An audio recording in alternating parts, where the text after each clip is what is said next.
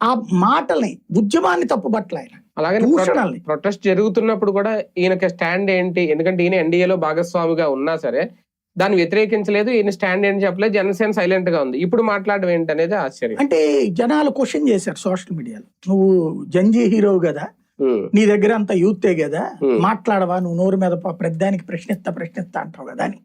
దానికి సమాధానం ఇది, నా వైఖరి, నేను మోడీకి సమర్థకుడిని, అక్కడ చేసిన ఉద్యమం కరెక్ట్ కాదు, ఉద్యమం కంటే దూషణలు, మోడీని దూషణ అన్నటువంటిది ఒకటే. ఒక అమ్మాయి ర్యాపిడ్ యాక్షన్ ఫోర్స్ వాళ్ళు బ్లూ డ్రెస్ ఆ పక్క నుంచుని వ్యాన్ పిక్ వాడతాం కదా మనం, అదేది మరుగుదొడ్లని, దాంతో జట్టు కట్టి వీళ్ళు అట్టాంటోళ్ళని ఒక వీడియో చేసింది. ఇంకొక అమ్మాయి సైన్యం పక్కంటూ మిడిల్ ఫింగర్ చూపించి, ఇంత కారు కోతలు అనేటటువంటిది, పోనీ వీళ్ళు ఏమన్నా పెద్ద మేధావులా, పోనీ నిజంగా స్టడీస్ అంటే ఇన్స్టాగ్రామ్ లో పాపులారిటీ కోసం కారు కోతలు కూర్చున్నారు. ఆ కారు కోతలు వాస్తవంగా చెప్పాలంటే దేశంలోనే ఒక పెద్ద విప్లవాన్ని సృష్టించినాయి అని చెప్పాలి. రోడ్డు మీద ఎక్కడ పడితే అక్కడ నిలదీస్తున్నారు వాళ్ళని, పిల్లల్ని. ఇది బీజేపీ చేయట్లా, ఆర్ఎస్సీ చేయట్లా.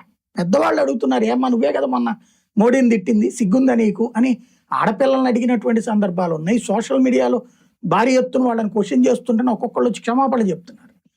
ఆ దశలో ఈయన కొంచెం మేబీ బ్యాలెన్స్ చేసుకున్నట్టున్నాడు, ఎందుకు వచ్చిన గొడవ అని ఎప్పటిదాకా మాట్లాడారు.